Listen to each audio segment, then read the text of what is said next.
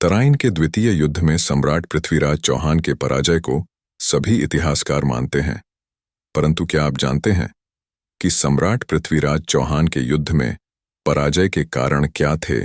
यदि जानना चाहते हैं तो वीडियो को अंत तक अवश्य देखें। आइए सर्वप्रथम तराइन के द्वितीय युद्ध के विभिन्न वृत्तांतों पर एक दृष्टि डालते हैं।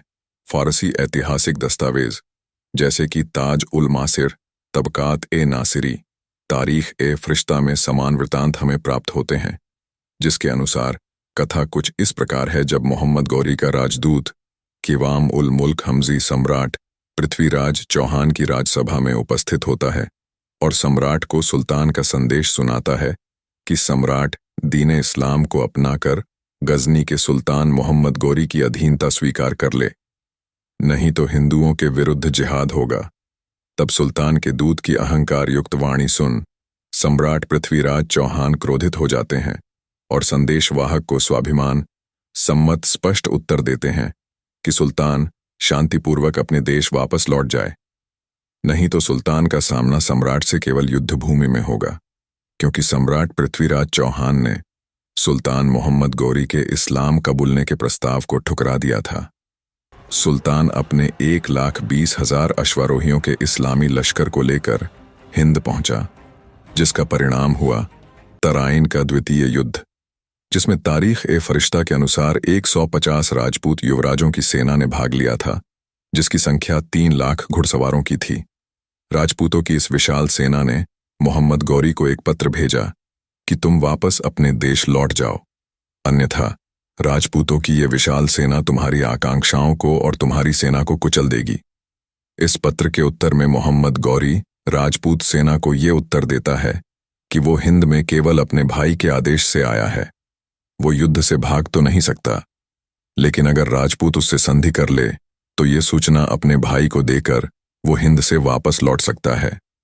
जब गौरी का ये उत्तर राजपूतों को मिलता है तो राजपूत सेना को ये लगता है कि मोहम्मद गौरी अब शांति वार्ता के लिए तत्पर है और अब गौरी और राजपूतों के मध्य कोई संग्राम नहीं होगा। परंतु शांति वार्ता गौरी की केवल एक रणनीतिक चाल थी, जिसमें वह सफल हो रहा था। जहां एक और राजपूत सेना निश्चिंत हो चुकी थी कि अब कोई युद्ध नहीं होगा, वहीं मोहम्मद गौरी रात्रि में सरस्वती नदी को पार कर राजपूत सेना के खेमे पर धावा बोल देता है।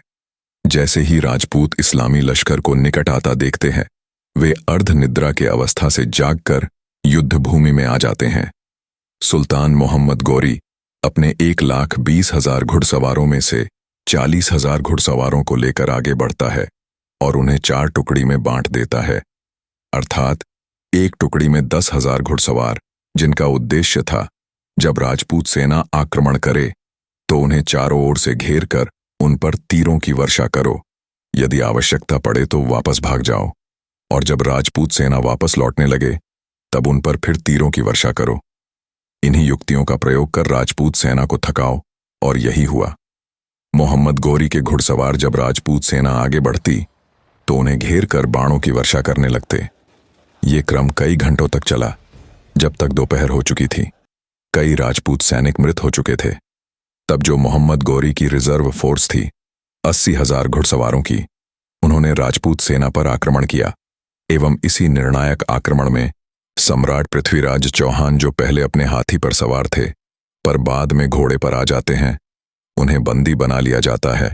साथ ही सम्राट पृथ्वीराज चौहान के संबंधी दिल्ली के शासक गोविंदराज की भी मृत्यु इस युद्ध में हो जाती है। अभी तक जो आपने वृत्तांत सुना है वो फारसी ऐतिहासिक दस्तावेजों के अनुसार था। अगर हम हिंदू ऐतिहासिक ग्रंथों को भी सम्मिलित करें तो हमें कुछ अन्य जानकारी भी मिलती है। हम्मीर महाकाव्य के अनुसार मोहम्मद गौरी अजमेर साम्राज्य की शासन प्रणाली का भेदन करने में सफल रहा था।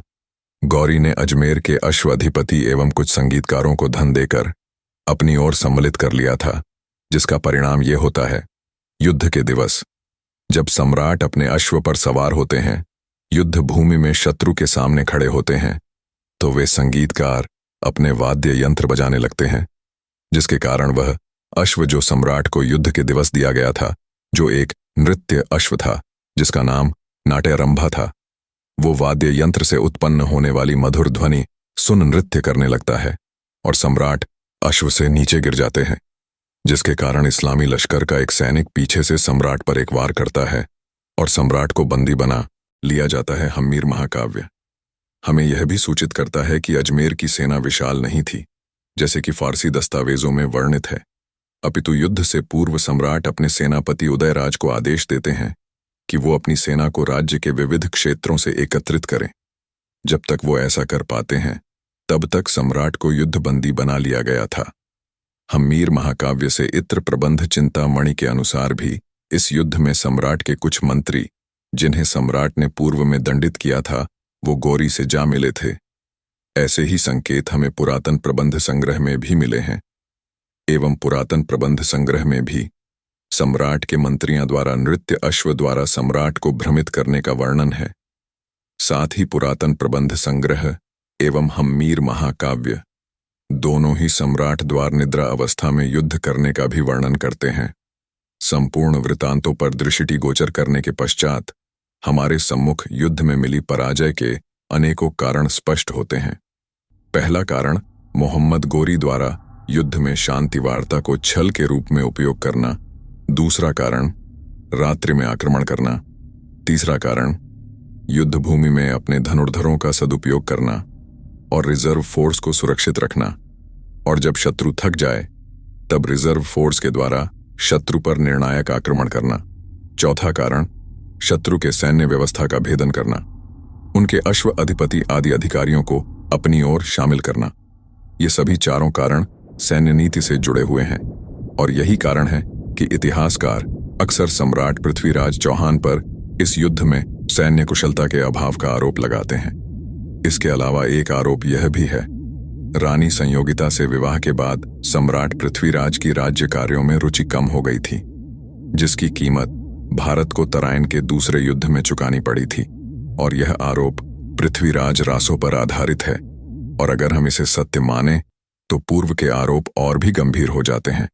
हालांकि इतिहासकार हर ऐतिहासिक स्रोत को समान रूप से विश्वसनीय नहीं मानते हैं, लेकिन इस बात से इनकार नहीं किया जा सकता है कि सम्राट पृथ्वीराज चौहान की कुछ हद तक विफलता अवश्य थी, और यही कारण है कि सम्राट पृथ्वीराज चौहान पर जनसामान्य द्वारा अक्सर शत्रु को जीवन दान देने का आरोप लगाया जाता है।